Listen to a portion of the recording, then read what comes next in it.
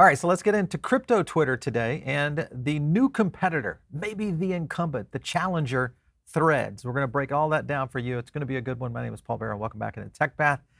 And you know, we get into tech all the time. Before we get into tech, we always love to look at crypto Twitter and kind of understand where to go and look at investment opportunities. And for the most part, you can do that, or you can jump over to our sponsor today, and that is Chart Prime. All right, so make sure and check them out. They do a few things that can elevate your trading game. We use it here on and within PBN. We also drop a couple of their trading and chart analysis videos that are available over on our mastermind group, so you can get a little bit of insights to how Oracle Pro works, Market Dynamic Pro. They also have some very base tools that I like. The Prime Oscillator is probably one of the best.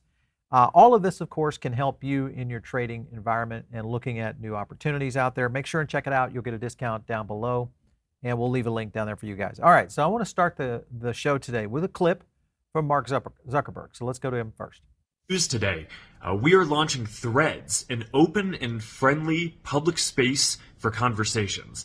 It takes the best parts of the Instagram experience and creates a whole new app around text, ideas, and sharing what's on your mind.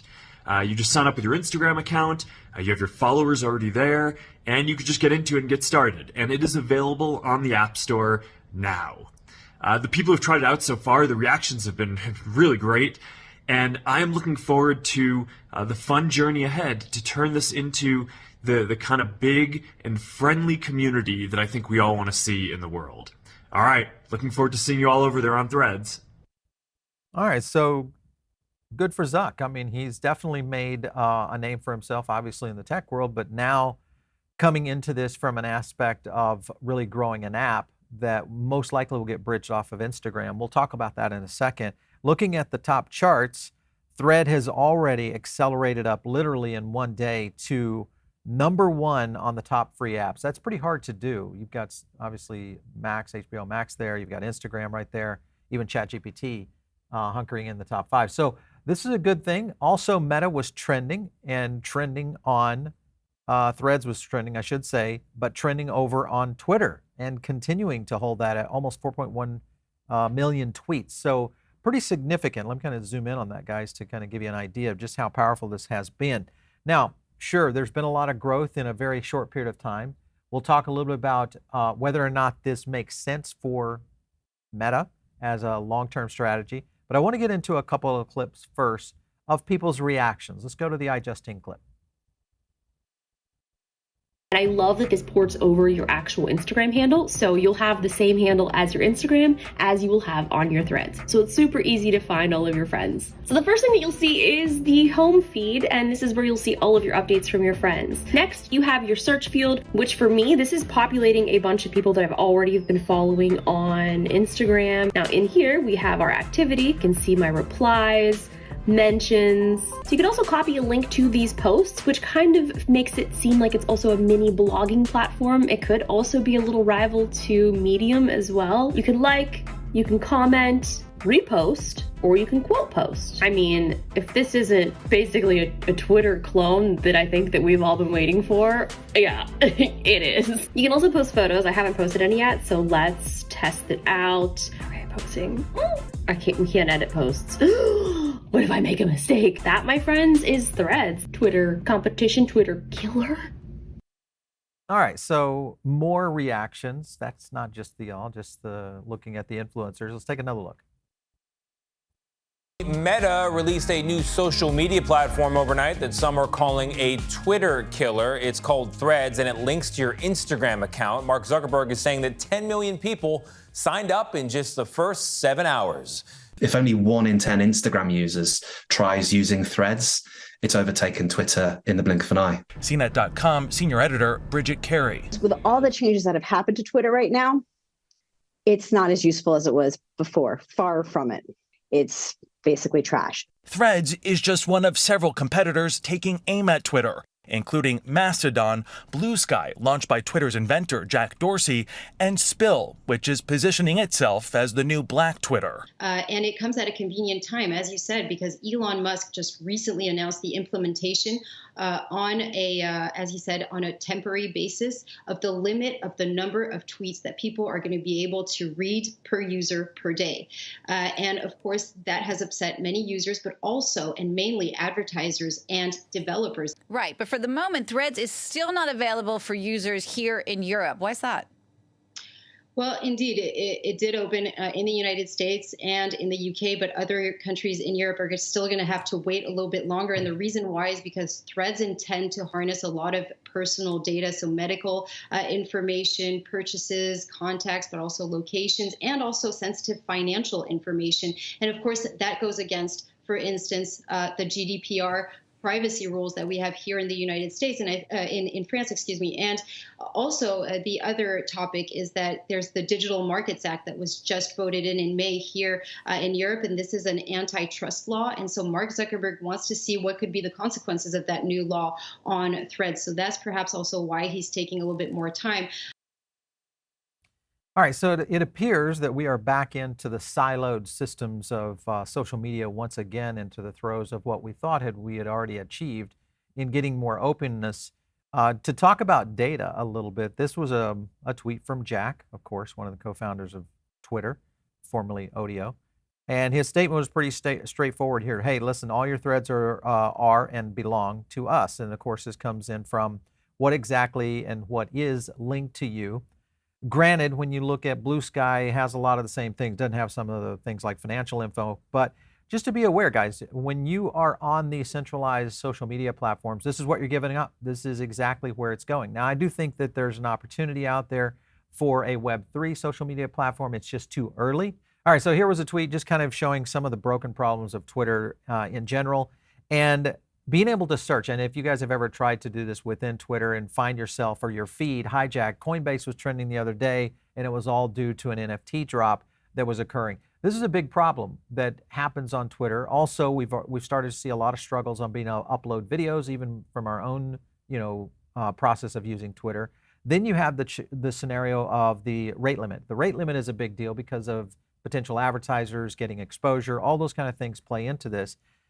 I think Elon's got to be able to turn this around pretty quickly because I don't know that he's going to have a full run of where this might go. Now, some people look at this and say, wait a minute, maybe Mark is up to something here. Maybe there's another strategy. This came from Nick St. Pierre, and he's got some receipts here, I think, that are true.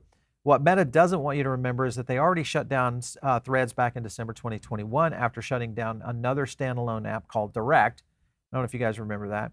They have a history of releasing standalone apps for attention, shutting them down, and then rolling them into features into Instagram. So Instagram and IG, if you think about all of the features that have been rolled into it, they kind of go into some of the details here. All right, so one of the things he hits on right here is other standalone apps they release and then shut down: IGTV, Boomerang, which we remember, Hyperlapse I didn't use, and Direct. So again, these are all feature sets, not big enough to be a product. Is Threads big enough to be a product? Is it big enough to be a platform on its own? The tie-in to Instagram, pretty interesting here. I want to go to another clip here and take a quick look at this one. Let's go into this one as well. For whatever reason, I feel like Twitter has not lived up to what I would have thought its full potential should be. And I think that the current, I think Elon thinks that, right? And that's probably one of the reasons why he bought it. And I don't know. We work on a lot of things all the time, though, too. So I don't want to get ahead of myself. I mean, we have projects that explore a lot of different things, and this is certainly one that I think could be interesting. All right. And look, I mean, I don't know exactly how this is going to turn out. I mean, for whatever combination of reasons, again, these companies are complex organisms, and it's very hard to diagnose this stuff from the outside. It's not that every idea automatically goes and gets 1 billion people. It's just that I think that idea, coupled with good execution, should get there.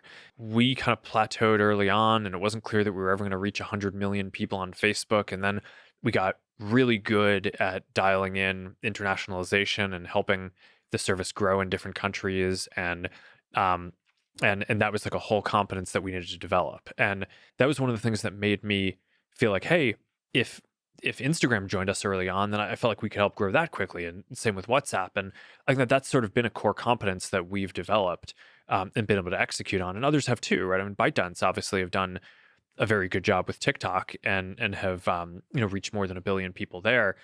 But it's certainly not automatic. One of the interesting experiments that I think should get run at larger scale is what happens if there's somewhat more decentralized control, and if it's the stack is more open throughout. And I've just been pretty fascinated by that and seeing how that works.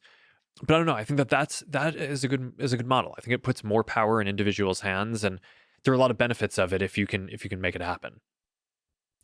All right, that was on Lex Friedman's podcast, and Zuckerberg was getting into this idea around decentralized protocols. And if you think about the federated social media concept, there's been one around for quite some time. Mastodon, which has been out there for quite a while around what they call the Fediverse, and they're essentially claiming like, hey, this is a big victory because they're using the same kind of platform that we're using, which is ActivityPub. So their CEO kind of goes into it right here. ActivityPub, which should make Threads interoperable with other apps, also support protocols such as Mastodon, WordPress, and others that are going into this. Other decentralized services now a big clear victory. So I would agree. And the fact that we've got Mark Zuckerberg saying this, the fact that he is also leading what is maybe the most advanced AR/VR approach, and the fact that they also have a large amount of user base, both on Facebook, former Meta, and Instagram itself, all of this plays into maybe a bigger strategy, I think, going forward. So it will be a big one, I think, that we have to look at. I wanted to go to this headline right here. Meta users, how many users does Meta have in 2023? This just shows you how the growth of where they're going, where this might look to be. 3.7 billion global monthly users right now. And that's up a little bit from back in 2021, about 3.5. So not a lot, but then again, you're talking about over half the planet that are on this. If you look at Twitter's current users, not that many, but when you look at Twitter, it's a different kind of animal, 359 million. Elon has a huge challenge ahead of him because the key will be is how does Meta address free speech? That will be one of the biggest scenarios. The minute we start to see banning or any kind of blocking or, shadow banning that comes out, then, the challenges of these major social media platforms start to resonate and begin to be an issue, which is what has been the case with Twitter. The key here, I think, will be how fast Meta can grow. If Meta can really accelerate this and absolutely blow it up, then maybe they got something, because maybe there's enough of a dissatisfaction with what's been happening at Twitter prior to Elon, then since Elon has been trying to fix it and where it's going. I would love to get you guys' feedback. Drop some comments down below. Make sure and smash the like button is one of the things that we do. Do you like these kind of breakdowns? Because it does, I think, have a lot to do with maybe the future of crypto, because social media is one of the driving forces, especially crypto Twitter, the driving forces with how projects share information, do NFT drops, all sorts of things out there. Love to know your feedback. Drop some comments down below. 30 million users on Threads in under 24 hours, whether you like it or not. That's pretty impressive start. But then remember, this was a very easy transition off of your Instagram account. So it's essentially, you've got an Instagram account. You heard from the clip we played earlier. If just 1 in 10 Instagram users activate Threads, it's going to blow right through Twitter. Now, will they use it to the level that journalists, high influential people have used Twitter? Because that's really, the Twitter is kind of a club. It's a club of, I would say, intellectuals. A lot of people I know who are not on Twitter, they look at it and they just don't get it.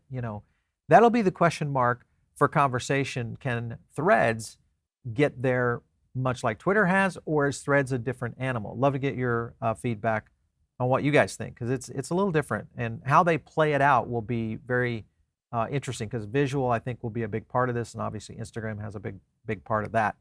The other thing that's playing into this is going to be the services that might apply to this. Remember, Twitter Blue starting at $8 a month. You guys know, I think everybody's kind of been in and off, on and off of Twitter Blue, in the sense of, do they like it, they don't like it. I kind of like Twitter Blue. There's enough value there for it. And I do get that apps need to try to figure out a way to create revenue. Meta, of course, has theirs, Their program right now, $11.99 when you subscribe on the web, or you can go $14.99 when you do the in-app. Mainly that's to cover Apple's fees. Basically, it's terrible. That's the example that we have to deal with Apple versus going in through the web to actually make the purchase. So bad situation out there, I think, overall. Additionally on this, MetaQuest introducing MetaQuest plus a VR subscription and 2 handpicked titles every month. This is something that I thought was pretty cool. We mentioned this the other day.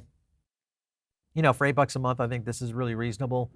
This is probably going to get even more so valuable in the sense that maybe Meta starts to build in value, much like what Amazon has done. And if you think about Amazon and what they've put into Prime, there's a lot of good services there within it. Is Mark Zuckerberg trying to create some sort of super app and super service become the end-all be-all?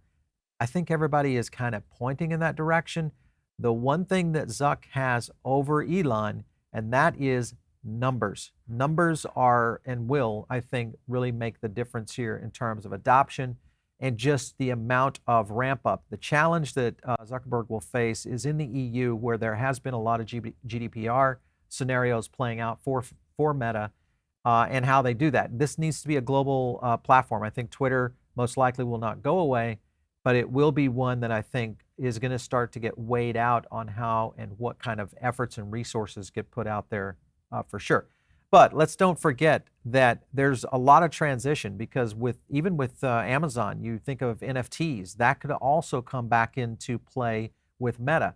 I was looking at the Amazon's just Prime Gaming. This is an actual NFT. It's a gaming NFT that's available and only available via this platform. Could that be another strategy that Zuckerberg is talking about? Remember, he mentioned decentralized in the interview there with Lex Fridman. That's an interesting concept coming from someone like him. And maybe he has come to a point where he realizes this might be the real future of gaming, of social media, all these different communities that really are a little different than getting in behind these, walled gardens. That's the problem I think a lot of people face. Last up here, just to kind of give you an example, this came from Mask Network, and we've covered Mask a little bit here on the show, but this was their statement on some strategies on how to unscrew up Twitter and go into a decentralized protocol. And their statement is pretty straightforward. Decentralized social media is inevitable. I actually believe that. I think this is an inevitable evolution only because of how free speech will work, how finance will work, being able to integrate this into blockchain and transfer assets, NFTs, etc. All of this is coming, guys, and it's just a matter of time. I think the key is going to be who is the player that really goes into that. Another one that kind of goes into this direction is Dialect. And if you look at just some of the things that these platforms are looking to do, it gets pretty serious. Smart messaging, which I think is a fantastic way. Notifications, more actionable, including minting NFTs, DAO proposals. These get into a lot of people. Maybe you've been on our show for the first time. This gets into the Web3 ecosystem, which I think is much smaller right now. But there's going to be a transition between real Web 2 to Web 3 in the future years. And I think whoever figures that transition out, meaning that track or that path to go into the next level, which I think will be decentralized social, those are the winners. I think those are the winners going forward. Anyway, if you guys are looking at doing anything in crypto, or maybe you want to learn a little bit more about tech, make sure and follow us over on the podcast side of things. Maybe you're listening over there right now. If you are over there, jump over here to the YouTube side of things. You get a chance to see a lot more of our charts, a lot of our breakdowns on some of these projects, etc. And also, it's a great place to join the Diamond Circle. Click the link down below. It is a place where you're going to get additional content. We've got a lot of material going out over there, including a podcast.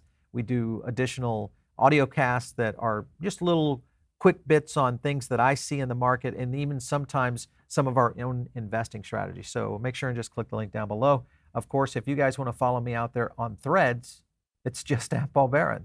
We'll catch you next time right here on TechPath.